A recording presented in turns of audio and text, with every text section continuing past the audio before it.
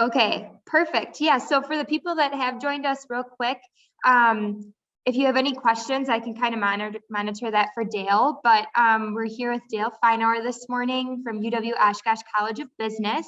And he's going to be talking about aligning corporate culture with the future workforce. So I'll turn it over to Dale, but please feel free to ask questions. And we are recording this too, so that you can reference it after, and we'll put it up on our website too if you want to share it with others. So I'll just turn it over to Dale now. Very good. And if you do have questions, don't hesitate to shout, put something in the chat, get those questions, and we'll deal with those on the fly. You don't have to wait until the end to do that. As you're looking at my screen, yes, I do have loads of plants in my office. My argument is that I'm old and I need all the oxygen I can get. So that's my rationale for all my plants. Dale Feinauer, Assistant Dean, College of Business, responsibility for graduate programs.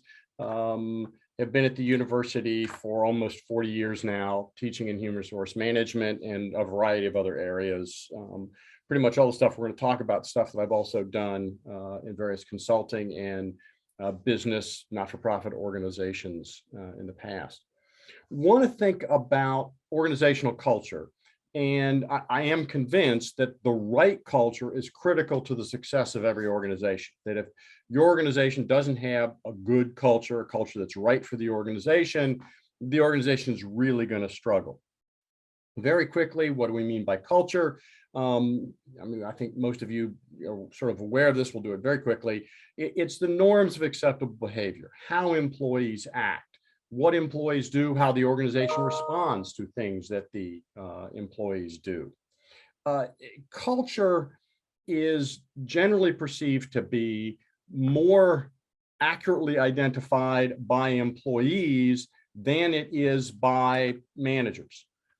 We've had experiences where there's organizational mergers that are going to happen. And so we want to make sure the cultures fit. So you get the two CEOs in a room and they talk about organizational culture and they both describe their culture. It's like, oh yeah, great. Our cultures definitely fit. We agree. We're on the same page. But when then the organizations actually merge, they find the cultures are totally in conflict. Generally speaking, line employees have a better feel for culture than does the senior management. While that may seem backward.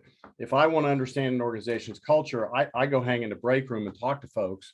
I'll talk to the CEO, but that's not nearly as interesting as the line employees.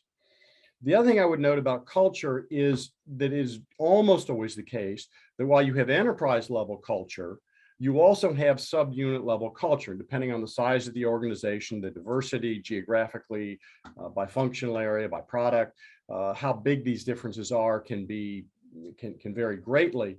But it is almost always the case that there is some organizational level culture. Now, in some cases, this is fairly weak and there's very strong subunit culture, but there's always a subunit culture. The reality is by functional area, accounting has a different culture than marketing, than does the sales, than does operations. So when we're thinking of culture, we need to recognize that there are differences across the organization, across shifts within an organization. There will be differences in culture.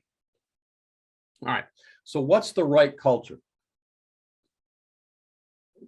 This is a complicated thing because the right culture to some extent depends on the organization and its strategy, and I'll hit that more in a minute. But I would argue that for most organizations, there are two forces that are important to think about when you're designing culture. One of those forces is what's good from an employee engagement perspective, and the other is what's good from an organizational performance perspective.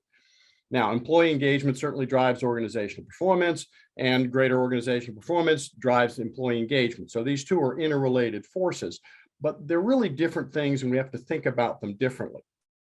So ideally, before we even get to questions of changes in the workforce and what we need to do with the current environment, I think it's useful to think about these two basic forces and how they drive what is a good culture. First, from an employee engagement perspective, and I think all of us would say, yeah, I want engaged employees. I want employees that don't just show up for work, put in my time, start at 7:30, 8, punch the clock, go until 4 o'clock in the afternoon, punch out and go home. And I'm kind of there during the day. We want people that are engaged, that are thinking, participating. I'm working on the factory floor. I get done what I'm doing now. I'm waiting on a part. I'm waiting on something. Well, I'm looking around and thinking, what else could I do to be useful to the organization? You want people that are engaged. We know that engagement is driven by 3, and to some extent now a 4th thing. The organization has to have a bright future. If I'm working in a company and I think that this company's in trouble, we're not doing well, organizational performance isn't good, we're losing market share, the general perception of the organization is it's an organization in trouble, this tends to result in employees being disengaged and thinking, okay, I need to find another home because this is not going to be my future. Number 2, someone in the organization has to be perceived as caring about the employee as an individual. Your employees ask the question, does anybody in this organization care about me as a human being? And the answer might be, from your perspective, well, of course we care about them as people, but it's their perception. Do the employees perceive that anybody cares?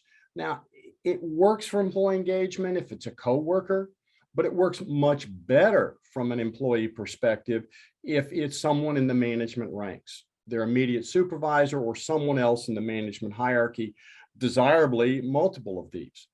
But someone caring about me as a person, not just as a part of the production function, is important from an employee engagement perspective. And third, do I perceive as an employee that I have a bright future in the organization?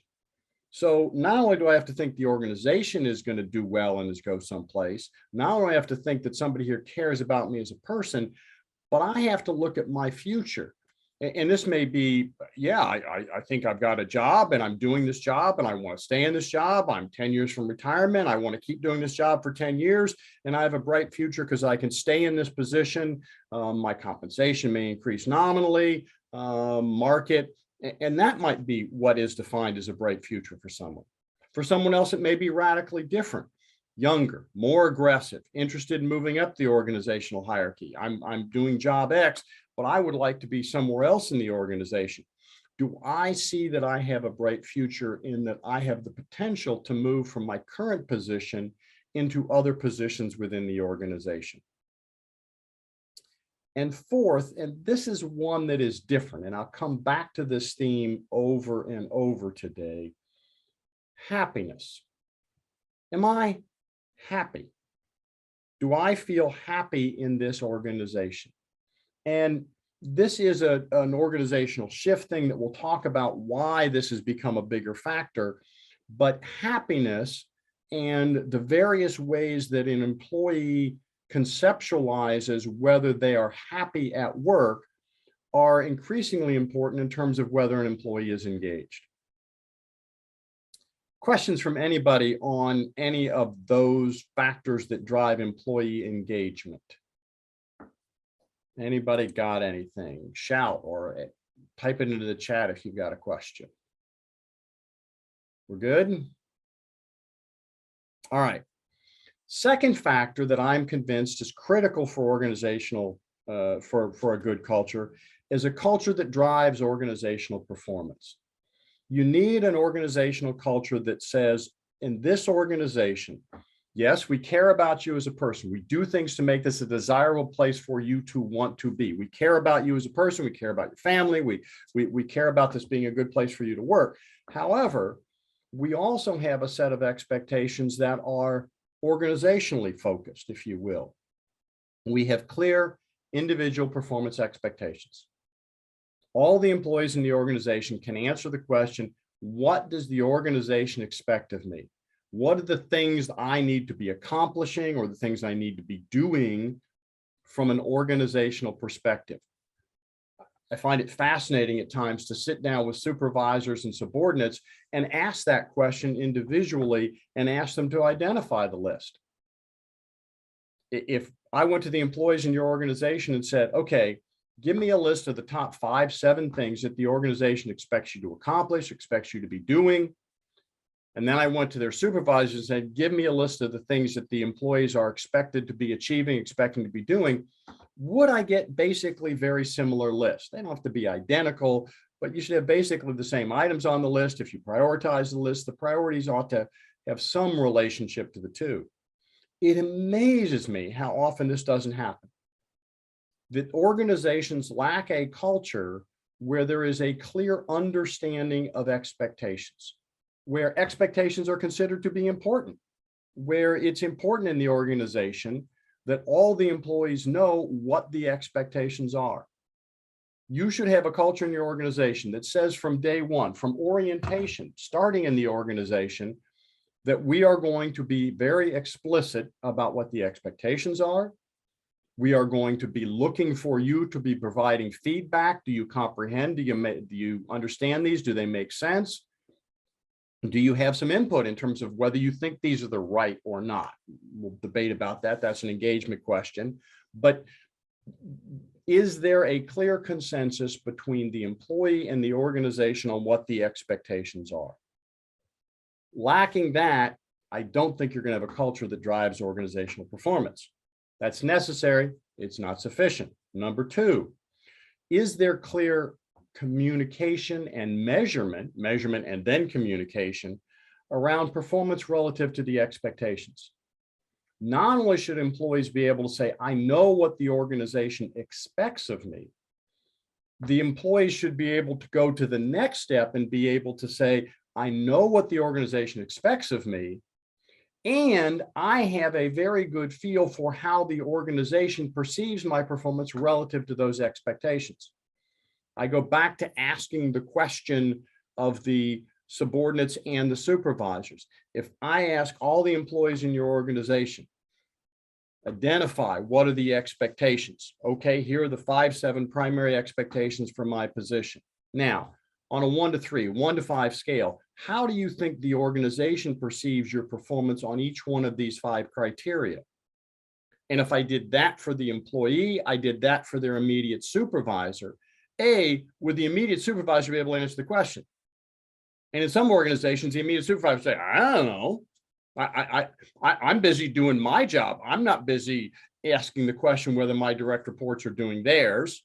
Huge problem from my perspective. If you have a culture that says for a supervisor, something other than being aware of and managing their direct reports is what drives culture, what drives behavior, are the things that are rewarded in the organization, you got a problem.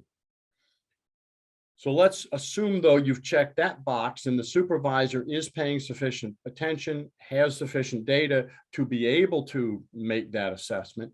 Is that assessment being communicated? In many cases it is, but in many cases it is not. It's easy for a supervisor to duck.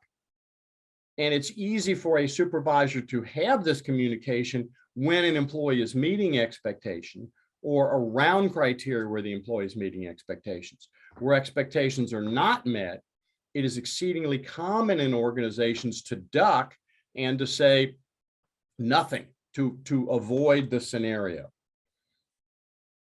Next is, are there consequences that are perceived to be fair by the employees relative to the meeting or not meeting of these expectations? Do the employees perceive that there are consequences for meeting, not meeting expectations? And it needs to be meeting and not meeting. And these consequences, we'll talk more about this later, but these consequences are by and large perceived to be in a by comparison environment. This is not a comparison to the other employees. This is not in an absolute sense. I make contribution X, I get rewards Y. I think that makes sense. We know that when individuals are assessing whether they are being treated fairly, whether they're being treated in a way that is responsive to their contributions, that this is always done as in a comparison basis. That when people are asked, oh, you worked hard, you did this, you achieved that, you got a 3% raise, 5% raise, 2% raise, how did you feel about said raise? This is always, the response is always in the context of the rest of the responses to in the organization. my raise of 3% feels pretty good if the average raise was 1.5%. And I perceived that those people that weren't particularly producing got no raise or 0.5% raise, and those that were hustling were getting the bigger raises. On the other hand, a 3% raise, if I perceived the average was a 5% raise and it was kind of random, it was based on who was the supervisor's friend, then I'm very upset with the 3% raise. So there are a number of factors that drive how an employee perceives the fairness of their compensation. But unless you have a culture that says, from an employee perspective, I perceive that consequences are related to contribution to the organization, positive reinforcement, positive outcomes in terms of raises, but also negative. The employee who doesn't show up for work on time, the employee who is absent significantly, whose quality of work is low. If their coworkers don't see them as that kind of behavior as having consequences, they won't perceive that as fair, and that is going to reduce their performance. It will cycle back and have a negative impact in terms of their engagement. Questions on the importance of organizational performance and or individual performance and the measurement and the feedback and the consequences of that. Any of that not make sense? All right. There is a third, and I'm not going to hit this one much because it's sort of tangential to our base discussion, but there is a question of cultural fit relative to strategy. We know that culture trumps strategy, that if you have a culture that says, hey, don't hustle, don't hustle. If you hustle and you produce more, that's going to result in an increase in expectations in the organization. It's going to eliminate our ability to get overtime. Back in the old days when overtime was a desirable thing because people couldn't get as much of it as they wanted. Okay, let's not hustle because it will have some negative consequences. And if that's the culture of the organization, then a strategy which is let's hustle isn't going to be successful. If the culture drives, make really sure the employee, the customer is satisfied. An upset customer is a bad thing. An upset customer is going to get to their boss, is going to get to the CEO. It's going to result in bad things happening. So whatever you do, make sure the customer's a happy camper. The customer's always right. If you're driving that, if that's the culture, whether you meant it to be or not, and you're trying to drive we're a low-cost provider, you got a problem. Because the employees are not going to say, well, wait a minute, we're trying to be a low-cost provider. I don't go to Walmart on the assumption that I'll have folks working there who will help me figure out what pesticide I should buy or what tool I should buy or whatever. I'll be lucky if I can find somebody to tell me where it is in the building. That's not what Walmart does. Walmart provides you a low-cost product. Given that, they need a culture that says, we're not bending over backwards to take care of the customer, because that's not what the strategy is all about. And if they've got employees who spend a lot of time bending over backwards to take care of the customer, they're going to spend a lot of time and money, and they're not going to be able to low-cost provider. You've got to have your strategy aligned with your culture. And if those two are not currently aligned, you either need to change the strategy or you need to do the very heavy lifting of changing culture. Another topic, not going to be the focus primarily today. We can talk about it a little bit at the end. There are a number of reasons, though, why the environment is changing. Things are different today, as you well know, than they were 2-3 years ago. If you think pre-COVID, COVID, the lockdown phase, and today, these are very different environments. There is, as you are well aware, there is the great employee shortage. There is the great resignation, as it's been described. Over 50% of millennials in the United States today, based on survey data, either are currently looking for a new job or are seriously considering looking for a new job. That is an amazing statistic. Turnover rates in organizations have been relatively stable. People change jobs, but not employers, quicker than they used to up until this period of time. The U.S. Department of Labor keeps a statistic, average seniority in organization, and that number has been relatively stable from the 1950s up until a year ago. We really don't know what's happening. We haven't been able to measure and see that here of the more recent past. But historically, that's been a fairly stable number. People have not changed employers quicker than they used to. Even that's a common perception. They change jobs. What they do in an organization shifts more quickly. But data tells us they have not shifted employer. That has suddenly started to change. There is a huge shift in the relationship between employees and employers. Organizational culture has to shift in response to this. Now, why has this happened? What's going on? Several factors are at play. One is there have been environmental shifts. More companies are having work at home as an option. There are changes in the supply demand of labor. There are generational shifts. Across the generation, there have been changes in how work is perceived, how non-work time is perceived, etc. Now, I want to drop back a little bit on generational differences. There tends to be a lot of perception, a lot of analysis that each generation is very different than the previous generation. I remember when I was young, many years ago, and I was born in 1956. I was an individual who grew up in the 70s, if you will. That was my formative years. We think junior high and high school were sort of those formative years. And that was Vietnam, that was Watergate, that was drugs, all of that was the big stuff. And my parents' generation was hugely convinced that my generation was radically different than they were, that we didn't have the same work ethic, we didn't have the same loyalty, etc. There has long been a perception that each new generation is significantly different than the prior generation. And always the perception is that next generation is deteriorating. And every generation tends to perceive that they are the greatest generation.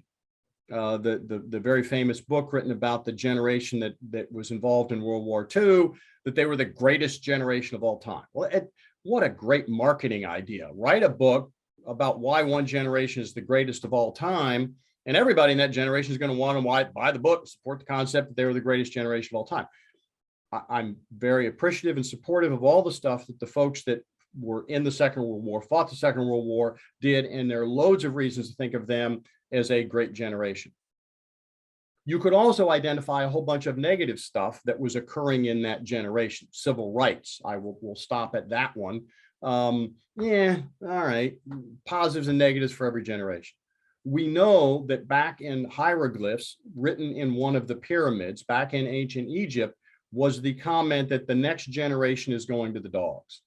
So the concept that the next generation is somehow different than previous generations and that these shifts are negative has been around for a long time. And I want to rebut that a bit from two different ways. One, I do think it is a perception that almost every generation has that the next generation is negative because the next generation is different. And every generation wants to be different. I was clearly convinced as a parent that the best thing I could do to convince the next generation not to do something was to note how much I did it. I remember when my oldest son indicated he wanted to go get a tattoo. And I said, yeah, oh, that's a cool idea. We'll go do that together. We can get father-son tattoos. Well, at least for some period of time, getting a tattoo faded from his perception because it was not nearly as cool if Dad wanted to get one with him as if I had said, no, a tattoo is a terrible idea. Well, now I'm going to go get a tattoo. I was a hippie. I had long hair. Why did I have long hair? Well, a variety of reasons, but one of the reasons was it drove my grandmother nuts. Every generation wants to do things to be different. Because they do things that are different, it tends to drive the previous generation a bit nuts. Now, the second part of why these generational differences are less than we anticipate is that we are largely driven by what we call evolutionary psychology. Who we are as human beings doesn't change radically over time. We're focused on the same things basically as humans as we were generations ago. Freshmen in college have the same kind of focus now as they had 10 years ago or will have 10 years from now. We don't have to go into those details. The thing that changes that we tend to miss is stage of life. As individuals age, the things that they are focused on are different. The things that I was focused on as an 18-year-old are very different than things I'm focused on as a 65-year-old, which is a very good thing. At 18, I was interested in finding a spouse and my career and school and just partying and having a good time and those sort of things. That may make sense at 18, 19, and 20, but as you age, the things you focus on change. You acquire a spouse acquires you, however you want to think about that. You acquire houses, or the house acquires you. You acquire car, children, etc. Well, now your worldview changes. The things that you're focused on change because you now have house payments and car payments and kids that you care about and you want to see their future being bright. That changes your worldview. My perception is that we clearly spend not enough time thinking about the question, how are 25-year-olds today different from me because they're 25 and I'm 65 or 45 or 55 or whatever you are. And I think we need to keep those differences in mind. My perception as someone who's been at the university for almost 40 years, teaching mostly juniors and seniors, so people that are roughly age 21, they're really pretty similar over the 40 years. They're not hugely different. Current students, yeah, they're a little different. They are more focused on job, more focused on career. There's some other differences we're going to talk about, but those are, you can sort of understand from environmental factors. So we could spend lots of time sorting out why there are changes in the world in terms of, are they caused by the environment? Are they caused by the millennial generation or other generations simply aren't as hardworking and diligent and desirable as previous generations? Or is it a function of age and the various transitions and successions that people are going through in their life? But I don't think it makes any difference.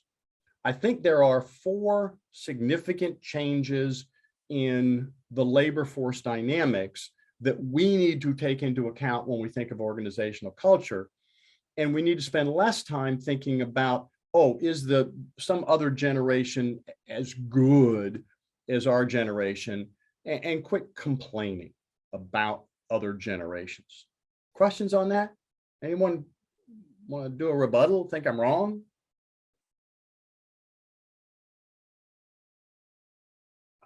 I would note that among the folks who are in the generation that got criticized for getting, and some of you may be this, that they got lots of rewards for doing anything, for just showing up. They got participation trophies. They will be quick to tell you, yeah, I got a reward for getting a participation trophy, but don't blame me for that. Those kids didn't say, hey, mom, dad, I need a participation trophy. It was their parents that did it. So sometimes the generational differences are caused by the next generation. Sometimes it's almost always caused by the environment, and the parents are a big piece of that environment. But anyway, let's go on to the big 4. There are 4 things that are significantly different today than were true years ago. And some of these are a evolution over time. It's not a black and white, a switch was thrown. But these are 4 differences that if you're going to have engaged employees, if you're going to retain your employees, you have to be aware of. Retain is huge. Happiness is huge. We know that the vast majority of employee turnover is not driven by the fact that there's another job out there that's better. It is driven by what we call a push factor instead of a pull. There's something about this job that frustrates me. I am not happy with this job because I'm displeased with how I'm treated by my boss. Like I missed a promotion. Something happened that created a frustration concern. I'm responding to that concern, and that is what is motivating me to go out, search for a job, and look for something else. Now, what can cause that? What can cause that push factor? Well, there are four things I want to think about that all drive how happy a person is with their job. And if these aren't right, then the employee will start to look. One, a move from a focus on inputs to a focus on outcomes. Employees increasingly are want to be asked the question, want to be evaluated based on what is it that I am accomplishing, not what is it that I do. Employees don't like to be told what to do, and this has clearly increased over time. They increasingly want to be given an outcome to be accomplished and then turn loose to accomplish that outcome. And if they perceive that they are being micromanaged from their perspective, and they are being evaluated based on how they're doing a job, when they're doing a job, where they're doing a job, that creates frustrations. How, when, where. These were not all variables that employees were concerned about in the past. They were told what to do. They did what they were told. As long as I'm doing what I'm told, they didn't question that. They didn't have angst over that. Increasingly, though, over the last 20 years, we've seen a shift away from I'm comfortable being evaluated based on what I do to I want to be evaluated based on what I accomplish. And that's expanded from just, okay, I'm accomplishing it, leave me alone on the how, to now they want to be left alone on the when and the where. I want to be able to do this job when I want, how I want, where I want, and as long as I achieve the outcome, you should be leaving me alone. This, I think, is in many ways, from an organizational perspective, actually a positive thing. If we shift our focus to what the employees are achieving as opposed to what they're doing, that's good from an organizational perspective, because it's possible the employees can do whatever we've assigned them to do, but not achieve the desired organizational outcome. So I perceive this to be a good thing. However, this is not an absolute. So what's the right organizational response to this shift from employees from wanting to be evaluated on tasks to wanting to be evaluated on outcomes? Well, first of all, you've got to ask the question, does that really make sense? Does this shift make sense in this particular case?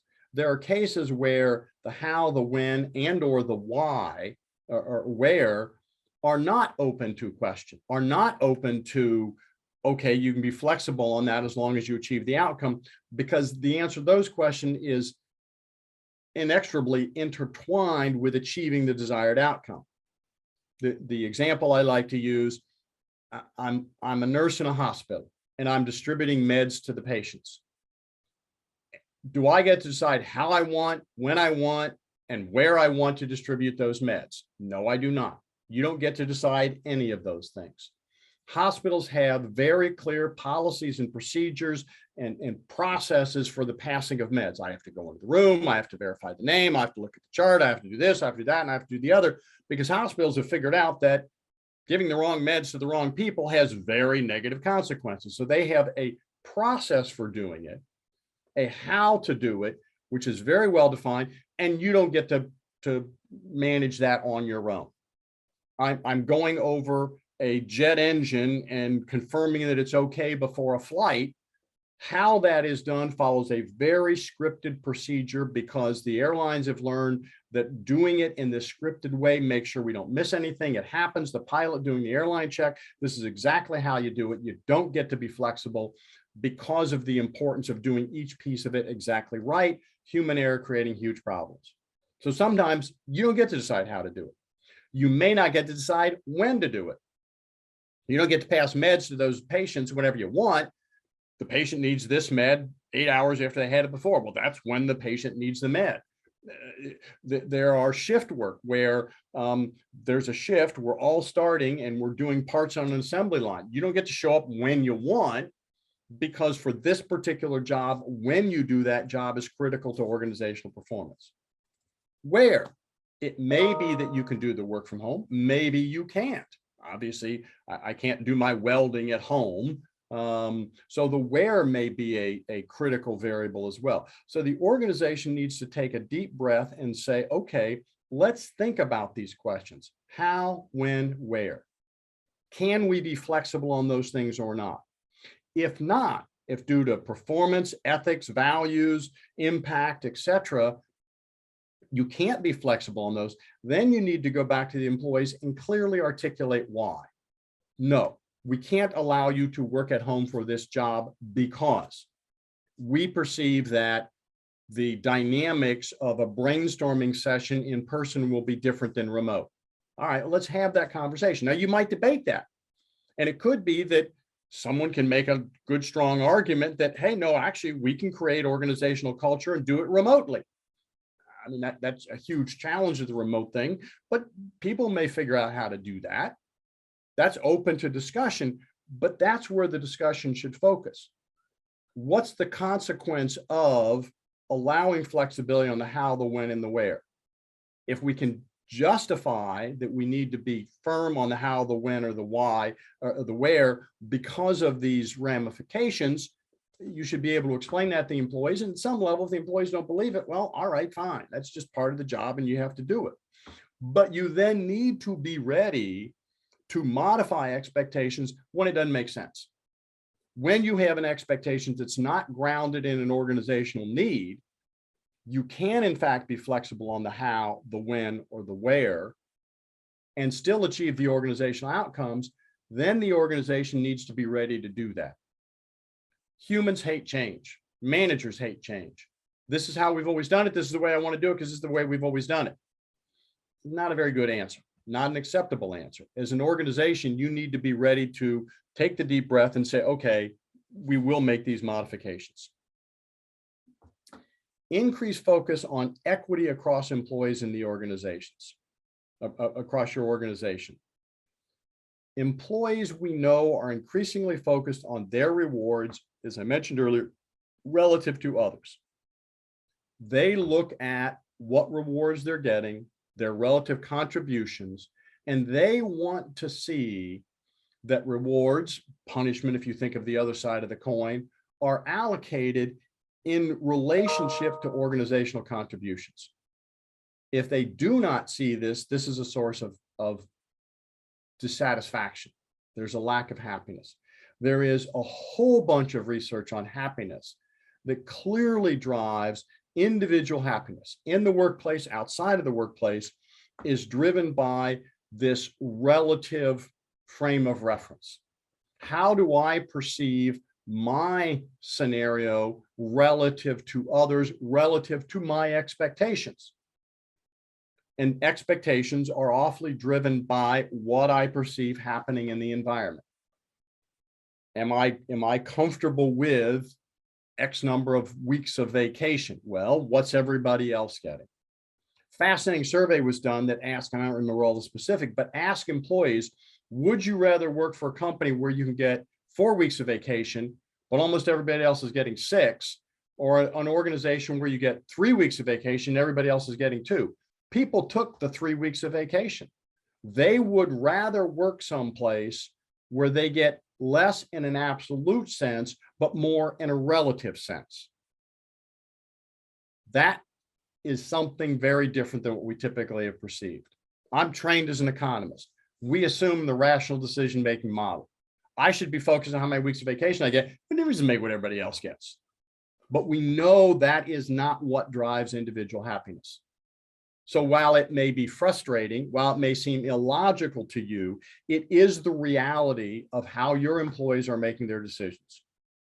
So you have to put yourself in the employee perception box and ask the question, do my employees perceive, their perception is what drives this, that rewards, punishments, if you will, are related to organizational performance?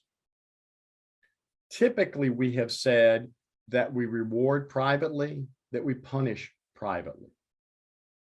I think the move to more open reward systems makes a lot of sense. I'm not one who would list all the employees in the organization who got the biggest raises, smallest raises, et cetera. But I increasingly am convinced that sharing data on the raises, the overall raise average in this organization was 3%. The low was X, the high was Y, here's the distribution, that sort of thing is very helpful for employees putting their analysis in perspective. Fascinatingly, we know that when employees don't have data about how their rewards compare to other employees in the organization, employees estimate. And generally, they estimate about 15 to 20% higher than the reality.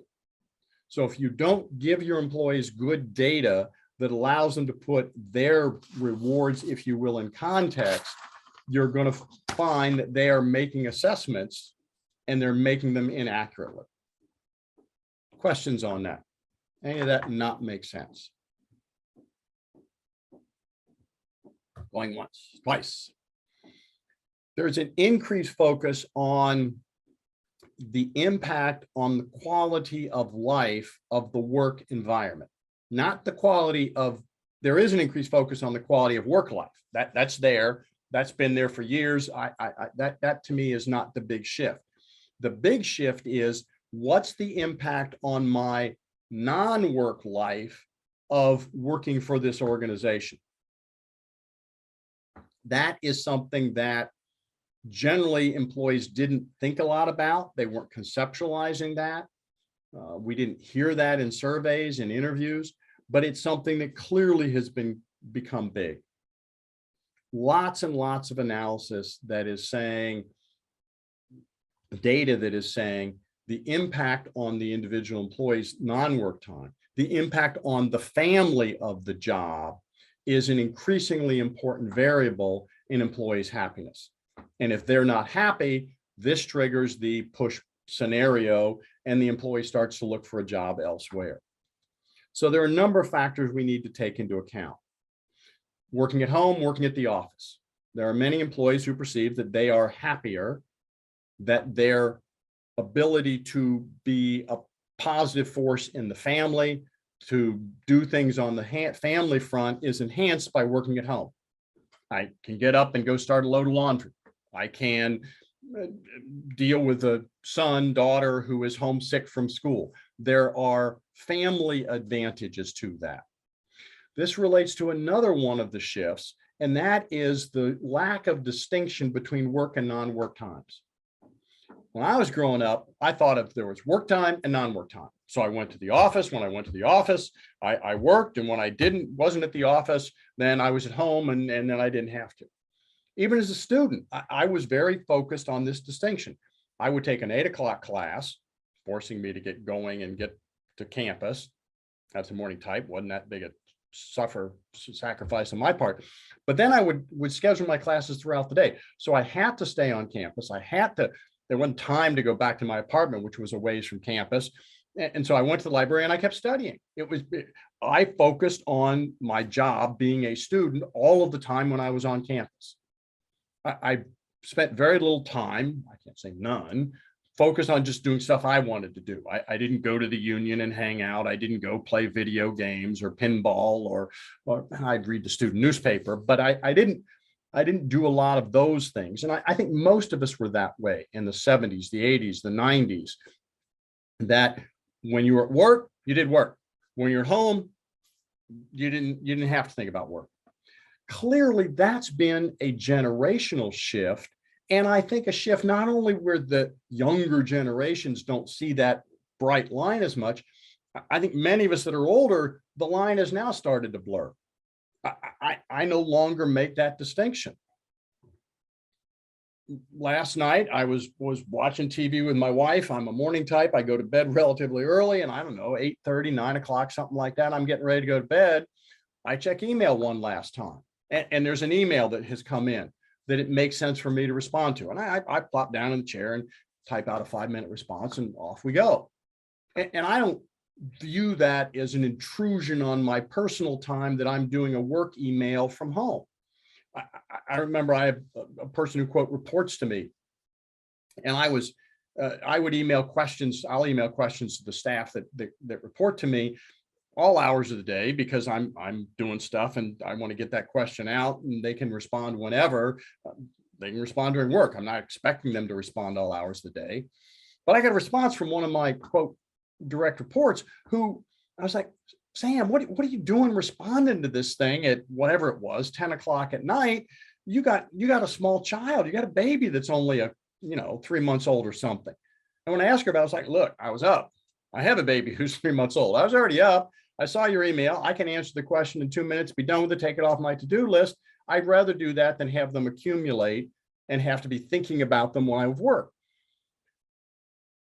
Many folks no longer view working on quote non-work time as some major intrusion. Correspondingly, they don't view taking some personal time during work time as inappropriate. I'm at work. I get an email from a friend, a colleague who raises a question. Do you want to do something Friday night? I text significant other. We make a decision and I set that up. I'm doing that when I'm at the office. That is an increasingly common thing that people are like, well, so what? What's the problem with that? Now, many folks will still say, no, at work, you only do work. And then we don't expect you to do work when you're away. But that's not the way many folks are thinking. And when you think of quality of life, forcing them into that scenario for many folks are viewing that as undesirable. How many hours are people working?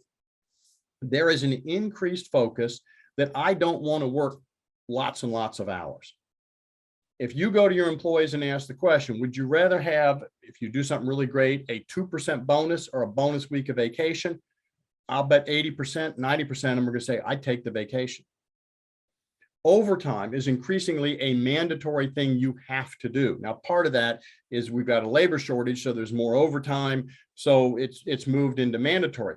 If you go back and look at union contracts, historically, overtime was allocated. First choice on that was going based on seniority. It was considered a bonus, an extra, a privilege that you got as a function of something, union environment, you got in seniority.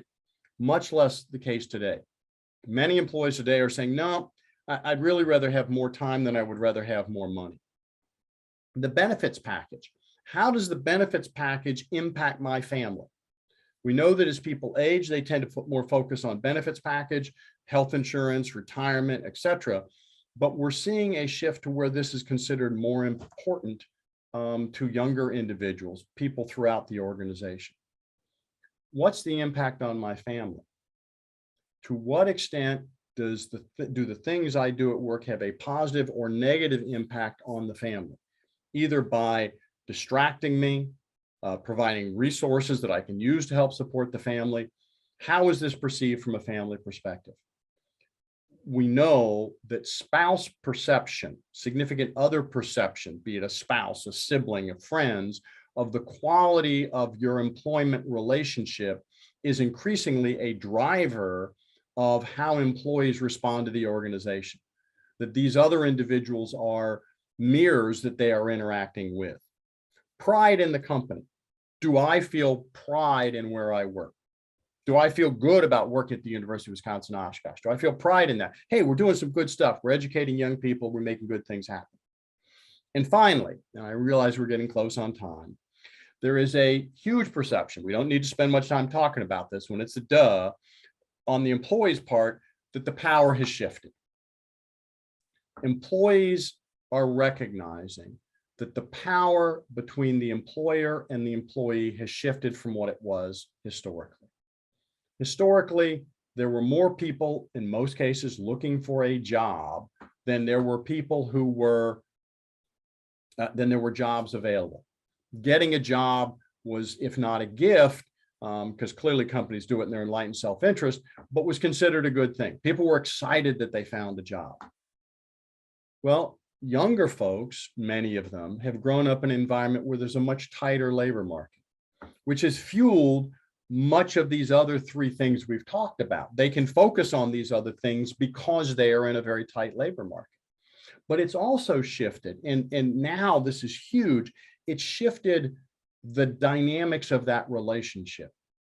Employees now expect to have much more leverage with their employers. They're expecting their employers to be much more responsive to needs and concerns that they articulate. This can be exceedingly frustrating from an organizational perspective. I was not used to employees that were pushing me in terms of the fairness of relative compensation. We're asking these questions. We're pushing on this. We're pushing on that. That's not what I'm used to. And I find it very frustrating to have to deal with it. And I wish it wasn't true. Yeah, you may wish it wasn't true, but you look at the labor market realities. Employees accurately perceive that from many perspectives, employers need them more than they need employers. For most of your employees, if they quit your employ today and wanted to find another job, similar, just similar to the job they have today, similar pay, similar benefits, how long would it take them to find it? And I'll bet most of you say, oh, they can find another job like this job, and in a day, tomorrow, they'd be working someplace else. In that environment, you cannot manage the relationship with the employees the same way you have historically. The culture has to shift to one that is a culture that is more responsive to employee concerns. Your culture has to be thinking about these shifts and thinking, what are we doing to increase our focus on outcomes as opposed to tasks, to the how, when, and where? And when we're not doing that, a culture that explains why, and we have that conversation. You have to have a culture which is more focused on equity across the employees and explaining that equity and talking about that equity and making sure the employees perceive that equity. You have to have a culture which is more focused on what are we doing to increase the quality of life of our employees at the job and outside of the job as a result of employment, because they feel pride in where they work, because they get a Y membership from where they work, because the job meshes work time with non-work time in a way that is desirable for them. You need to have an organizational culture that is faster to listen to employee needs and is faster to respond to those needs. You may view that as a frustration, but that's the reality of the world that we're in today. Questions on any of that with the whopping 2 minutes we have left? Not that I disappear at 9 o'clock. Questions on any of that? Any of that not make sense? Any challenges, concerns, consternations? Issues with your pets not behaving you want to discuss?